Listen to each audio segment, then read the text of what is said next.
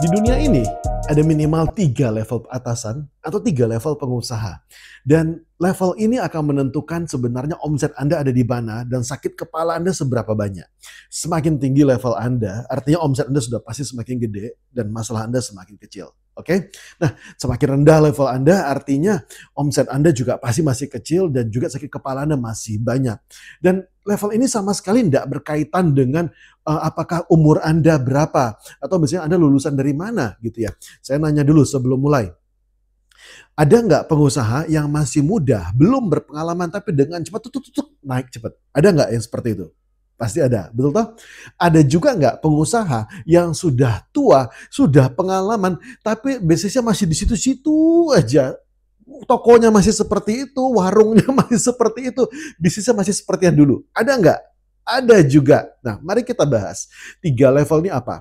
Dan sebelum kita mulai, saya pengen nanya dulu sama Anda. Satu hal yang sangat penting yang menentukan level Anda, yaitu siapa itu karyawan.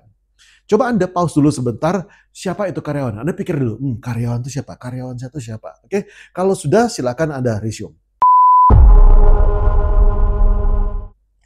3 cara mengartikannya begitu berbeda, levelnya berbeda.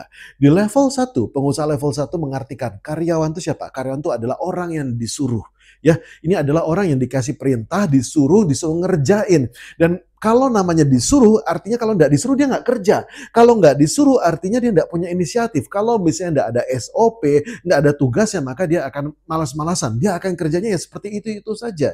Dan masalah di perusahaan level 1 adalah biasanya, satu, karyawan nggak punya inisiatif. Karyawan nggak bisa mikir sendiri atau sesama karyawan saling berantem.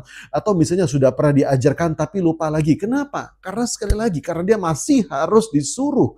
Karena kita sendiri yang mengartikan bahwa karyawan tuh harus disuruh. Dan begitu kita mengartikannya seperti itu di otak kita, artinya kita juga akan mempunyai sikap seperti itu. Karyawan adalah orang yang harus disuruh terlebih dahulu.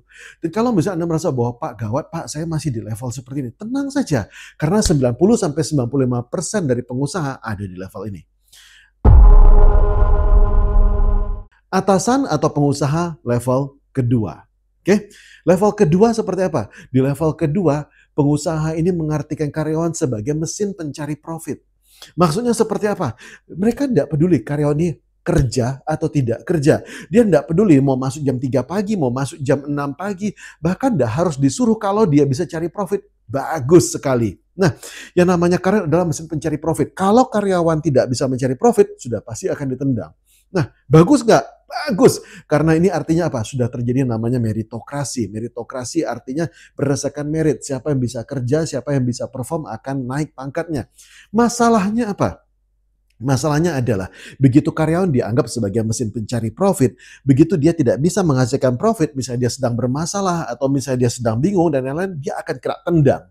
Dan akan dicarikan orang-orang baru yang dianggap ini akan bisa mencarikan profit. Dan salah satu masalah terbesar berikutnya adalah bagaimana kalau ada karyawan, dia bisa menghasilkan profit besar tapi sikapnya toksik. Sikapnya tidak bagus, sikapnya malah membuat keributan. Kalau kita mengartikan bahwa karyawan adalah mesin pencari profit, maka orang ini biasanya tetap kita simpan.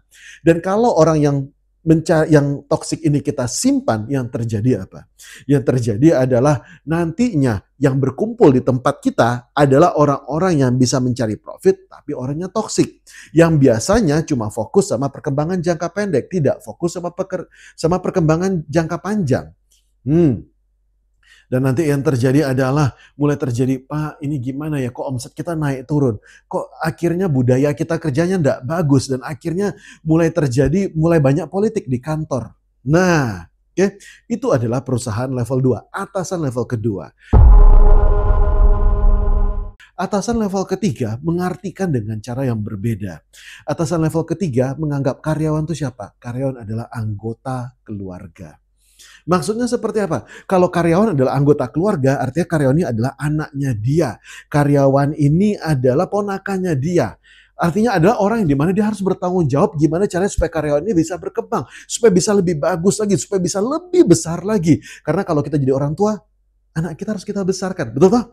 Pak, apakah enggak ada nanti anaknya nggak neko-neko? Anak juga pasti dimarahin. Kalau salah dimarahin, ditegur baik-baik, dikasih tahu.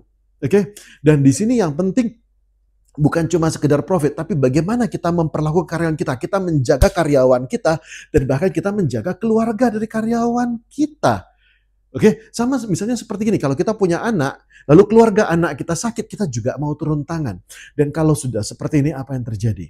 Karyawan kita ketika merasa bahwa, wah ini adalah perusahaan saya sendiri, ini perusahaan bapak saya sendiri, ini adalah perusahaan keluarga saya sendiri. Dan kalau sudah seperti itu, dia bukan cuma bekerja, dia juga bekerja, dia juga ikut mendoakan kita, dia ikut sholat untuk kita, dia ikut mau berpikir, karena ini adalah perusahaan yang sudah seperti punya dia sendiri. Dia merasa bahwa disinilah tempat dia bertumbuh, berkembang, tempat dia akan sampai tua bersama-sama.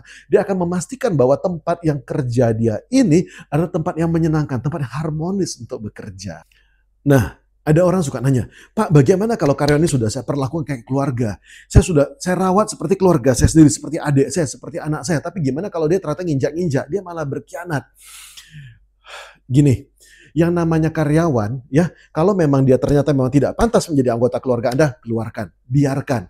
Dan tidak ada masalah. Lebih bagus Anda memperlakukan 10 keluarga, 10 karyawan, semuanya seperti keluarga Anda. Dan ternyata ada satu yang berkhianat, tidak apa-apa, tidak ada masalah. Satu ini berkhianat, biarkan dia pergi. Tapi 9 lainnya jadi. 8 lainnya bisa memperbesar perusahaan Anda dengan jauh lebih cepat. Daripada gara-gara Anda takut dia berkhianat, terus Anda memperlakukan 10-10-nya kayak pesuruh. Kayak orang yang harus disuruh-suruh. Anda pilih yang mana?